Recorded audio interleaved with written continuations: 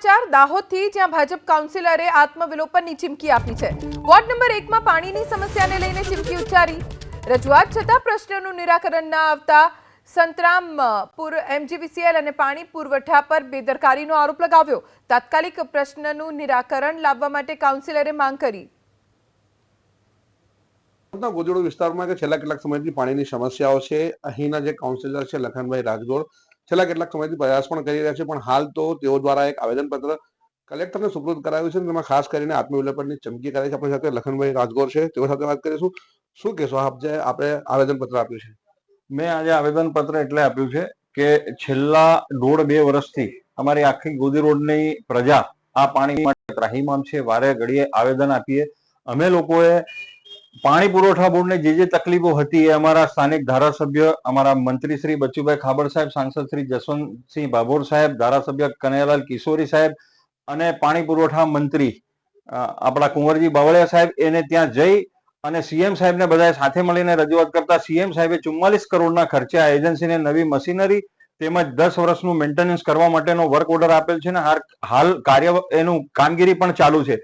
પણ આ પાણી પુરવઠા બોર્ડની આળસાઈના લીધે એને ડિસેમ્બરમાં કામ પૂર્ણ કરવાનું હતું, જે હજી સુધી કામ થયું નથી। અત્યારે માત્ર ને માત્ર ફાઉન્ડેશન ત્યાં લગાડવામાં આવી રહ્યા છે અને જ્યારે પાણી આવતું અહીં બંધ થાય છે જૂની મોટરોથી, ત્યારે આ લોકો એમજીવીસીએલ નું પાનું કાઢે છે। એમજીવીસીએલ વાળાને જાણ કરીએ ત્યારે એમજીવીસીએલ વાળા એવું કહે છે કે અમે અમારા તરફથી સપ્લાય પૂરો આપીએ છીએ, તમારે મેન્ટેનન્સમાં ત્યાં પાણી પુરવઠા બોર્ડની ભૂલના લીધે તમને લોકોને પાણી મળતું નથી।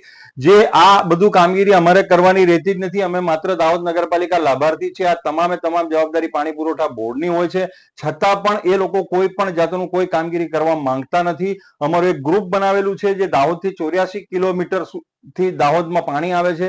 3 જગ્યાએ આપણે લિફ્ટિંગ પંપ આપેલા છે, એ દરેકના ઓપરેટરો આ ગ્રુપમાં મૂકેલા છે। ગમે ત્યાં પ્રોબ્લેમ થાય ગ્રુપમાં એ લોકો મેસેજ કરે છે અને એને પાણી પુરવઠા બોર્ડે અને એમજીવીસીએલ ગંભીર નોંધ લઈ અને તાત્કાલિક કામ કરવું જોઈએ। એની જગ્યાએ 3-3, 4-4 દિવસ સુધી આ લોકો કોઈ પણ જાતની તસદી લેતા નથી। એટલે મારે ના છૂટકે કંટાળીને લોકોનો આક્રોશનો ભોગ બની અને છેલ્લે આ નિર્ણય લેવો પડ્યો છે કે હવે આ લોકો કામગીરી નહીં કરે તો અમારા તરફથી, મારી પાર્ટી તરફથી કે અમારા તરફથી કોઈ પણ જાતની અમે કોઈ કમી રાખી નથી। માત્ર ને માત્ર અધિકારીઓની બેદરકારીને લીધે ગોદી રોડની પ્રજા, દાહોદની પ્રજા આ પાણી વગર આ લોકોનો ભોગ બની રહી છે।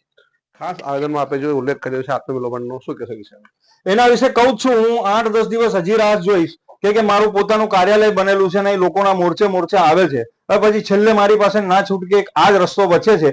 જો કે હાલ આજે મને કલેક્ટર સાહેબે ખાતરી આપી છે કે એ લોકો ઘટતું કરી અને પાણી રેગ્યુલર થાય એ બાબતે કરાવશે। નહીં થાય તો પછી આગળ મારી પાસે આ રસ્તો છે। હું ચોક્કસ ટાઈમ ને તારીખ આપી અને આત્મવિલોપન કરીશ।